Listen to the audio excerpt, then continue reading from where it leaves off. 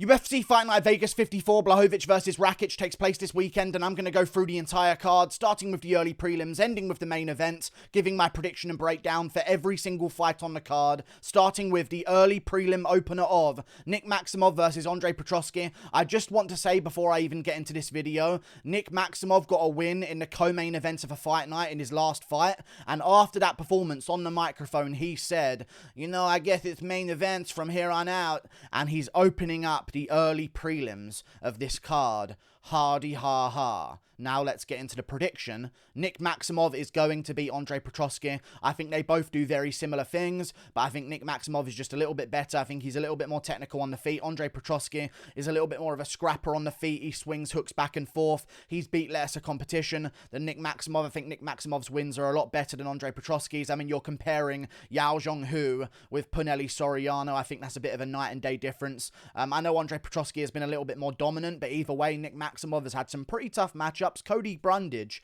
is a bad matchup for Nick Maximov, and he was still able to out-grapple him. Nick Maximov is a jiu-jitsu guy, and Cody Brundage is a very, very good wrestler, and Nick Maximov was able to get dominant position. I know it wasn't the most entertaining of styles, but I do believe he's going to get the win here against Andre Petroski. Not to mention, if you've watched an Andre Petroski fight, he constantly pulls guillotines. He's not got one yet, I don't believe. Maybe he has one in his career or something like that, but he doesn't get them often, is all I'm going to say. And Nick Maximov is a jiu-jitsu guy who does regular competitive jiu-jitsu matches in the build-ups to these fights. He stays busy by going to submission underground matches and stuff like that. He's not going to get guillotined by Andre Petroski here. And I can just see Nick Maximov being first to shoot a takedown, Andre Petroski pulling a guillotine, and that giving Nick Maximov the chance to end up in half guard on top, to take side control, and just win the positional scrambles across the 3 rounds. I see a very, very boring yet again 30-27 unanimous decision victory for Nick Maximov. I know he's got a long way to go, but I think he actually is a very, very good threat in the middleweight division. Big guy, long arms, deceptively long arms as well. Punelli Soriano got hit by some weird shots that he didn't see coming, some straight right hands that are actually quite technical, so I feel like Nick Maximov's got a pretty solid chance to go out there and beat Andre Petroski, who's a bit more of a scrap on the inside with some hooks back and forth. Nick Maximov keeps it at range, teeps to the body, front kicks to the body, jabs, straight right hands. I like the straight shots over the hooks in a stand-up fight between two guys who don't really know what they're doing on the feet, and I think with the grappling, Andre Petroski makes too many mistakes, and he ain't going to submit Nick Maximov, so I can see Maximov winning those positional exchanges. 30-27 him. Moving on to the next fight up the card, Tasturo Taira versus Carlos Candelario. We predicted this fight before on the last card, I believe, or the card before last. Tasturo Taira is going to win this fight. It's just a difference in prospect here.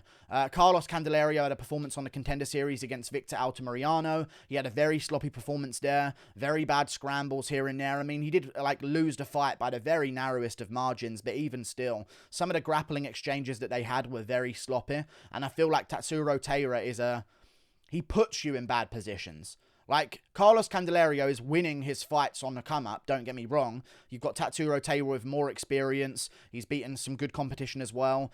Carlos Candelario lost to a bum. I believe he was 8-7. He got leg-locked in the first round. I'm going to have to go with Tasturo Taira here. Undefeated, more confident mindset, coming off wins.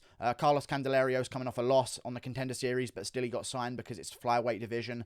I just think Tasturo Taira is so dominant. He's a big guy for the division. He's got a reach advantage, 2-inch reach advantage here over Carlos Candelario. So while it's on the feet, I think he's going to utilize that. And Carlos's scrambles are just so sloppy in certain occasions. So I can definitely see Tasturo Taira taking his back in the first round after a bad scramble from Carlos. And I think he's going to put in a rear naked choke in the first round. More amateur experience, more pro experience, better opponents. Carlos Candelario, he beats opponents. Tasturo Taira neutralizes and dominates opponents. Very different style of prospect. Tasturo Taira gets this one done. Pretty confident on that one, if you don't mind me saying. Moving on up the card, Virna Jandiroba versus Angela Hill. Gonna pick Angela Hill. I know it's just a silly one, but like, she's an underdog. I don't think Virna Jandiroba is good in any way. She dropped Amanda Ribas in her last fight, but other than that, she just got outclassed, really. Like, just picked apart at range. Pretty competitive fight, don't get me wrong. She usually does have competitive fights, but she doesn't really do anything too good in all honesty. And Angela Hill is going to be hungry to get a win. She had a few losses now, and she's always just been that one step behind. Like, arguably, she could have won against Amanda Lemos. She should have won against Michelle Waterson. She's had these really close contests that she definitely should have won in certain cases, and that would be putting her in a completely different situation. She clearly beat Claudia Gadelha when she fought her, so she should be, arguably, in the top 10 of the strawweight division. She's the underdog here, so I've got to take the underdog of Angela Hill. I think she's scrappier. I think she's better than Virna Jandiroba on the feet. I think the grappling is going to neutralize itself, and we're going to see a stand-up fight, and I think Angela Hill's just a little bit better on the feet. There's not much power to worry about with Virna Jandiroba compared to a girl like Amanda Lemos, and I think Angela Hill gets this one done by unanimous decision, 29-28, competitive, close, but a clear winner in the favour of Angela Hill. Virna Jandiroba has one eye, and I just don't see anything too good from her. Like, she does make close fights, but Angela Hill genuinely at times looks like a good, capable fighter, and I don't see her getting out-grappled here. So I see this being a stand-up fight, and I think Angela Hill's a good underdog. So I'm taking the underdog of Angela Hill. Moving on, up the card, Michael Johnson versus Alan Patrick. I'm going to go with Michael Johnson. Worrying because, you know, he beats Dustin Poirier but loses to Clay Guida, and it's just it's a weird one with Michael Johnson. He's truly an enigma of the sport of MMA.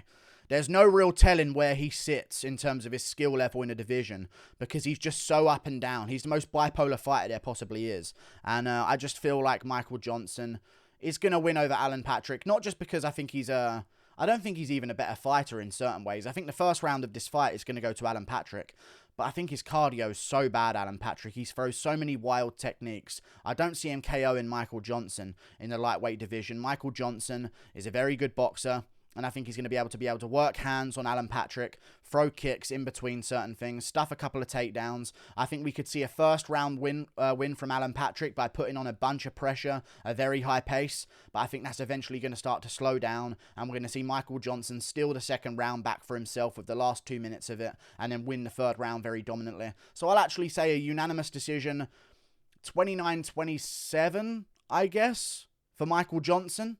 Let's go with that. If you give one round to Patrick, and then you give one round to Johnson, then a 10-8 in the third, I believe that's 29-27, Michael Johnson. So we're going to go with that. 29-27, winning the fight as it goes on. More consistent fighter. Don't see him getting finished. Bit of fluff in the air that I grabbed out of nowhere. I'm a genius and a wizard. Michael Johnson gets this one done. Moving on. Up the card, Viviane Araujo versus Andrea Lee. I'm going to be going with Andrea Lee here. I think both girls are good. Both girls do very similar things. I think it's going to be a stand-up matchup again here. Both girls are going to be boxing back and forth, but the big difference maker, in my opinion, is the range of Andrea Lee, the size of Andrea Lee, the youth of Andrea Lee, and I think she just got more kicks to her arsenal, which is going to be a big difference here. And that's where I think she wins. It's going to be a boxing match back and forth, but Andrea Lee is going to be mixing in the kicks, front kicks to the body, teeps to the body, leg kicks here and there, body kicks here and there, a couple of head kicks off the lead leg, the rear leg. I think that kind of variation on the feet is going to be the difference maker in this type of fight. It's going to be a very close one, but Andrea Lee looks good in her last contest, so I'm really looking forward to seeing if she can develop and do better as she moves on throughout the division. She's coming off some wins right now. I believe she's on a 2-fight win streak. Yep, she lost to Modafferi. Like, it's such a weird division, women's flyweight. But either way, she beat Antonina Shevchenko pretty dominantly. And then she went out there and beat Cynthia Calvillo and looked good in that fight as well, getting a TKO win. Dominated her in certain areas and just picked her apart on the feet. So I think she'll be able to go out there and minorly outstrike Viviane Araujo across the distance of the fight. Araujo might win the first round, but Andrea Lee's cardio and pressure and her kicks to the body are going to start to wear on Viviane Araujo, and she'll win the last 2 rounds. 29-28 based on the last 2 rounds for Andrea Lee. Moving on to the main card, Jake Hadley versus Allan Nascimento. Now, people might think they've got me figured out here, and I am going to be picking Jake Hadley because he is a very, very good prospect. I think he's a better prospect right now than Muhammad Mokaev. I think if he fought Muhammad Mokaev now, he beats him. He's bigger, he's better in certain positions, he's stronger, I think he's more durable, more powerful. Like, Muhammad Mokaev's good. I think Muhammad Mokaev has a better potential and a better ceiling because of how young he is. But right now, Hadley's a bit ahead of the game. He fought amazing contenders outside the UFC. it's a very tough matchup for him. Allan Nascimento's a tricky guy. He's been around. He's got like an Oliveira-ish record, you know what I mean? Like an 18-6, but like he's fought good opponents. Like, sure, he's lost to some bad opponents here and there, but like he's pretty good. He went in there against Tagir Lembekov on short notice, and I thought he won that fight when I watched it back. Very tough fight, but Jake Hadley is so dominant, and I don't see him getting submitted. His jiu-jitsu is one of his best aspects of his game. I mean, he almost hit a Gogo Plata in his Contender Series fight in the first round. He has a Gogo Plata on his regional career, which is crazy. You can go and look that up. It was a ridiculous submission that he achieved. So I'm going to have to go with Jake Hadley here. Get into a dominant position off the back and being able to choke out Allan Nascimento. It's his bread and butter. Go out there, test out some things on the feet, keep a Poirier-ish guard, see what shots you're going to try and throw back, hurt you on the feet a little bit, time his shot perfectly. He doesn't scramble unless he knows he's going to win it, really. Like, he doesn't really shoot a takedown unless it's perfectly timed. So I think he's going to go out there, shoot a good takedown, get the back of Allan Nascimento, while Allan Nascimento might try and go for a leg and roll for a certain submission, and Hadley's going to take the back from there and choke him out with a rear naked choke in the first round. First round rear naked choke for Jake Hadley. He's just doing what Tasturo Taira was doing. He's putting people where he wants them. You know what I mean? He's had a decision win. He's been 5 rounds against Luke Shanks. He dominated him every single round. He got rocked in one of the rounds, I believe, by a big punch. Recovered, got the takedown, ended up on the back and just dominated Luke Shanks, who's a pretty good prospect himself, now coming off a win over Sam Creasy at Cage Warriors. Jake Hadley beats Nakiamolo Zulu, who is the EFC World Champion in Africa. I mean, this guy is like been around on the regional scene. This isn't like a Cage Warriors guy like Ian Gary, who's stayed at Cage Warriors, fought in the UK and Ireland, and just beat whoever they gave him. Like, he actively went out and sought out competition. That's a good sign, in my opinion. He's beaten Blaine O'Driscoll, who was good at the time, fallen off a little bit now. Mohamed Makayev has a big win over him as well in his career. Hadley beat him first. He beat Nakiamolo Zulu in EFC when he was a very young guy. He went to South Africa like as a young kid to seek out competition at flyweight, and he beat him. Like, he's a very good fighter. His chin is worrying at times. I don't see Allan Nascimento as a guy who's going to be able to put him out on the feet, though. Jiu-jitsu is mainly his problem that he gives to people in fights, and I think that's just an area he can't beat Jake Hadley in. Too big, too strong. Hadley first round rear naked choke, but Nascimento's a live dog. It's a tough fight for Hadley in his debut. Flyweights are good. Moving on. Up the card, Frank Camacho versus Manuel Torres. I'm going to go with Manuel Torres. Contender Series fighters worry me for picking them in their debut because they seem to underdeliver a lot of the time. But Manuel Torres is good. Manuel Torres is very, very good. Very, very powerful. And Camacho's chin is just worrying to me. That's a big deal about it as well. He hasn't been in there for a long time. He made Justin James look good at fighting, and that is just... that's just not a good sign either. Last time he fought was in June of 2020. He's been out for now 2 years overall, or like just under 2 years overall. Manuel Torres, fast starter, heavy hands, got a first round KO immediately into his Contender Series fight against a decent opponent. Not the best opponent, but you know, he's got a lot of experience. He's not like some 7-1 Contender Series guy coming in. 12-2, fought some guys, lost to some guys, made some mistakes along the way, recovered, beat some good opponents. I think Manuel Torres, on a win streak right now of finishes, is going to go out there and get a big finish in the first round over Camacho because he's a fast starter with heavy hands, and Frank Camacho has not been in there for 2 years, and he's coming off a bad KO loss, and he's been chinned a lot of times in his career badly by Jeff Neal. We remember some of these KOs that he's had, some KO losses in his career. So I'm going to definitely not trust him in that first round. Definitely Manuel Torres, first round TKO over Frank Camacho. Brutal, in my opinion, it's going to be. Very big performance from him, I'm expecting. Slight reach advantage. Youth, 27, young, experienced, looking good, got momentum. I think he gets this one done. Moving on. Katlyn Chookagian versus Amanda Ribas. I was thinking maybe Amanda Ribas. but I'm going to go with Katlyn Chookagian. I think she's very underrated. Now, she has had some close fights in her recent performances in her career. A lot of people think she should have lost to Jennifer Maia. I don't. I think she clearly outlanded her across the 3 rounds and won that fight, rightfully so. She had a close fight with Viviane Araujo, but again, I saw her completely outland Viviane Araujo. She knows how to tally up the numbers, which is a big factor. Like, I know that a lot of times, you know, power over volume, but in the women's divisions, there's not a lot of power, so it's pretty difficult to score those powerful shots because not a lot of women are getting wobbled and rocked all over the place, you know what I mean? Last time she fought a strawweight, it wasn't a good look. Andrade ran straight through her. However, she's on a 3-fight win streak right now. She's recovered. She's been active. She's got a reach advantage over Ribas. Ribas' chin, when she moves up, isn't the best. I'm not expecting Chookagian to KO her, but I think she'll keep her honest and keep her really, like, hesitant to go forward with some of the shots that she might land. Chookagian's 17-4 for a women's fighter. That's a pretty good record. One of those losses being to Jessica Andrade. The other one's a Valentina Shevchenko. She actually made somewhat of a competitive few rounds against Valentina Shevchenko before inevitably losing. And she did that by keeping range with her kicks.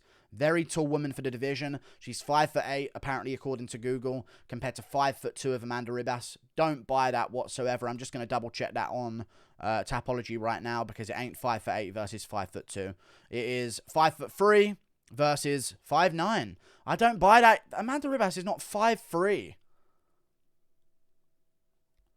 Right, you know what? It's 5'8" versus 5'5". That's what it is, probably. She's a tall woman for the division, and she's got very, very long legs as well, which I think is going to be a factor here. Mixing in those teep kicks and front kicks, rallying up the numbers. Wouldn't be surprised if there's like a robbery decision to Amanda Ribas, but I think Chookagian's going to win, and arguably earn her rematch against Valentina Shevchenko because she'll be in a 4-fight win streak. Good position on the card. Hopefully she gets a win over Ribas. I think she'll win this weekend. Worried a little bit because sometimes the strawweights have a technique advantage over the flyweights, but Chookagian's been around enough. She's still improving, and I think she'll go out there and win this one. 29-28, unanimous decision, pretty competitive, but her volume gets it done. Moving on, up the card, Davey Grant versus Louis Smolka. I think Davey Grant by first round KO. I think that's what's going to happen here. Louis Smolka, I'm worried about him here. He's not a big guy for the division. He is quite big, actually, for the division, sorry. He's a big guy for the division, but I think he cuts a lot of weight. And Davey Grant has got some heat in those early rounds. And you've also got the case of Louis Smolka coming off of a KO loss against Vince Morales, and quite a bad KO loss in the first round as well. He's been KO'd a couple of times in his career so far. I just don't see him beating Davey Grant. When it goes to the ground, he sometimes leaves himself in bad situations to get submitted. We saw that against Casey Kenny, got immediately guillotined in that fight. And I can see him maybe getting guillotined or submitted by Davey Grant. I'm going to go with Davey Grant by KO, though. I think they're going to have some scrambles on the ground, end up back on the feet. Both guys landing some decent shots back and forth. They're swinging, they're trading. Davey Grant finds the big hook on the inside and catches Louis Smolka off balance and puts him away by TKO. End of the first round. They scrap for a round, and Davey Grant's going to be a little bit too tough, a little bit more powerful, and that's going to be the big difference here. Now, Louis Smolka is 30, and he could make those rapid improvements, but Davey Grant, I swear to God, he beat Adrian Yanez. That is a take that people laugh at me for, and I have no idea why people laugh at me for that take, because I watched the fight so many times. He beat Adrian Yanez. He lost the third round. I thought he won the first 2 rounds. That's a really good win, and he showed good technique, good composure across the distance of a fight. And I think he's going to go out there and beat Louis Smolka. Different level of unranked bantamweight is Davey Grant compared to Louis Smolka. And I'm definitely going to pick him here by KO at the end of the first round. Moving on, up the card, Ryan Spann versus Jan Cutelaba. Superman versus the Hulk. I hope they sort of play into that in the build-up. Maybe Ryan Spann comes out in Superman outfit or a cape, and you got Jan Cutelaba coming out with a green skin, the green paint that he does sometimes. I want them to play into that because that's too perfect. Ryan Superman Spann versus Jan the Hulk Cutelaba. Come on. I'm going with Jan Cutelaba. Too many options to win here. Ryan Spann, very good power, decent technique at times. Little bit of an underperformer against certain opponents. Like, I think Cutelaba would do terrible things to Sam Alvey. And Ryan Spann made a Sam Alvey fight incredibly close to where some people think Sam Alvey should have won. I'm going to go with Jan Cutelaba. The grappling advantage is there. We saw that Spann does give up some bad positions when he was in there against Anthony Smith. Anthony Smith is very good on the ground, though, but Jan Cutelaba is equally very good on the ground. I think he can grind out Ryan Spann if he wants in this fight, and I also believe that this won't even happen that way. I think he's going to get a takedown early. Spann's going to work his way back up to his feet. Cutelaba's going to land some big shots against the cage, rock him a couple of times on the way back up. They'll separate. Spann's going to be worried about the takedown again, and that's when Jan Cutelaba's going to dip down, overhand over the top. Big first round KO from Ryan Spann. After the KO losses that he's had in his career, where you might have to question his chin against guys like Johnny Walker and Anthony Smith, like Smith caught him with an arm punch. Spann's chin is... Cutelaba's been chinned as well by Ankalaev, but like you can see why that happened. You know, he rushed right in to a good lead hook from Magomed Ankalaev. But Ryan Spann is just he's getting hit by shots that like you're getting KO'd by that. That's worrying to me against a guy and a powerhouse like Jan Cutelaba. So I'm definitely going to go with Cutelaba going out there, starting early, big kicks to the legs, shoot a good takedown, get down Ryan Spann against the cage, elbows against the cage, knees to the body, elbows. Ryan Spann works his way back up. He's beaten up a little bit. He's already a bit disorientated. Cutelaba kicks at the legs at range again, and then all of a sudden, Cutelaba fakes the level change for a takedown, doesn't go for it, right hand over the top as Spann's arms come down. Boom. Big first round KO for Jan Cutelaba. And plus, people forget this. Jan Cutelaba's 28. 28. Like, a lot of people laugh at him for being overconfident and losing, but, like, he was a child when he was losing some of these matchups. 23, 24, 25. Like, of course, he's lost recently as well, but he's doing his learning in front of us, and he's got a lot of experience now for a light heavyweight, so I think he's going to go out there and get the job done. His cardio has massively improved, and a win over Devin Clark is impressive, the way he did it. Like, he dominated that fight. One of the rounds was quite close, but he really messed up Devin Clark in the other rounds of that fight, and his grappling is something he can fall back on here.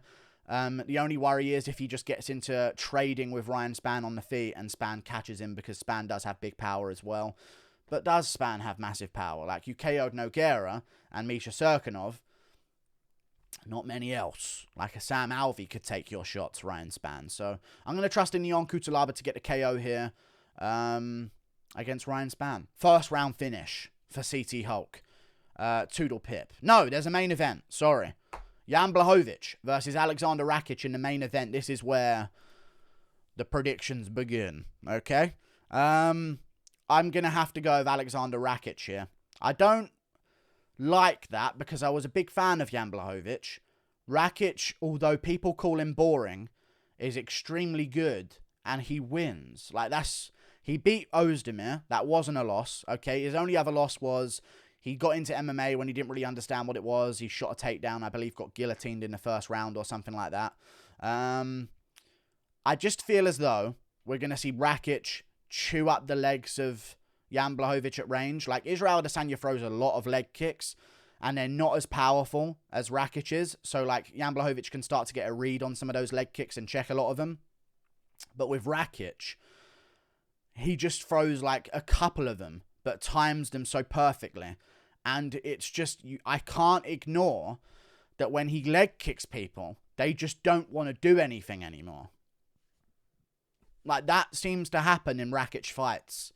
Like, he'll leg kick Anthony Smith a couple of times, and he can't move anymore. And just cannot do anything to Aleksandar Rakic anymore.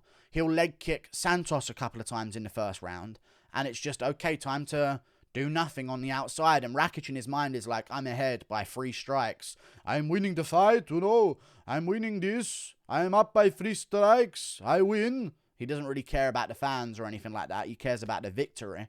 And I feel like he's going to win this one as well. Hard leg kicks early on Jan Blachowicz. And Rakic can grapple.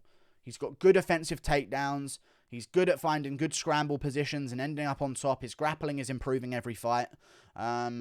I think he'll be able to time some takedowns on Jan Blachowicz, because I think that's something in Jan Blachowicz's game that kind of got exposed. And I think if they ever get into a moment where they're trading back on the feet with some punches back and forth, Rakic is going to be the guy to double leg on Jan Blachowicz. I don't see Jan Blachowicz getting Rakic to the ground. I don't see him doing anything to Rakic on the ground. I think Rakic has that grappling option on Jan Blachowicz. He's a massive guy for the division as well. Equal reach, but Rakic has got a much longer leg reach. I worry at times about the chin of Aleksandar Rakic, but let's not forget Jan Blachowicz has been injured within this training camp. Remember, this was supposed to take place in March. Blachowicz got injured, and they had to sort of reset the whole training camp to take place in May. Rakic has been healthy, training consistently the entire time. This is his title elimination bout. He's going for it with full force, and I believe Aleksandar Rakic is going to get this one done. Taller guy, 9 years his younger. I think Rakic is too good, man. I'm looking at some of the stuff that he's doing online. I know it's not good to look at online stuff, but he's putting in the graft behind the scenes. Like, he travels around as well. Like, he's done training with Blachowicz before, I do believe. He trains with Volkov. He's trained with other guys in Europe as well. He's gone over to train at ATT with Thiago Santos before and after their contest. Like, he is a traveler. He'll go and find competition around the world. He's done work at the All-Stars gym with Alexander Gustafsson and Chimaev and stuff like that. Like, I like the mindset of Rakic as a guy who's under the radar and, like, surprises everyone by becoming a long-reigning champion. And I think he's going to go out there, chew up the legs of Jan Blachowicz, and get some takedowns mixed in, find half guard, and just make a boring bit of a snooze fest over 5 rounds. I don't see a KO. I just see Jan Blachowicz's old bones not keeping up with the kicks of Aleksandar Rakic. And I think Rakic is going to start mixing in some kicks up high, get Jan Blachowicz's hands nice and high, and then Rakic will blast him for a shot in the middle of a combination with the hands. His head movement's good. His chin is worrying, though. Like, his chin just looks like a chin that will get KO'd. It just does. Look at the chin of him. Look at the chin of Blachowicz. There's 2 different chins, okay? You want that broad jaw, okay? You don't want that little dainty, little fucking Anthony Joshua chin that Rakic has. So that does worry me a bit, but he's got good head movement. He moves backwards very well. Not afraid to make it boring, and not only that, it's at the apex. So if there's going to be a time where a boring style will thrive, it's in the apex, because he ain't going to have to care about a fan set booing and a whole arena expecting stuff from him and booing him out of the arena and stuff like that. So I think we'll see a boring but dominant 5-rounder from Rakic, beating up Jan Blachowicz on the ground, chewing up his legs on the feet, and I just think he's going to be a little bit too quick for Jan Blachowicz, and Blachowicz might be on his way out, in my opinion. Momentum's not on his side here. Siding with Aleksandar Rakic, slight favourite as well. If Jan Blachowicz was a bit of a bigger underdog, I'd maybe sniff at it a little bit, like that smells like a decent upset potentially waiting to happen, but Rakic is a slight favourite. I'm taking it, in all honesty. I think the momentum of Blachowicz might have been crushed by that last performance. The confidence of him might have been crushed as well. And I think Rakic is too big and too powerful with the leg kicks. And I think that's going to be a big difference. He can leg kick you 3 times, and you're not Jan Blachowicz anymore. You're a one-legged man. Like, that's... Anthony Smith came into that fight ready to go. Yeah, me versus you, Rakic. He got leg kicked twice, and he was no longer a fighter. He was just a survivor. Like, just do what you want. I can't stand, basically. I'm going with Aleksandar Rakic here. Like and subscribe. Thank you for watching. Click that button up there. Toodle pip. I'll see you later. Goodbye.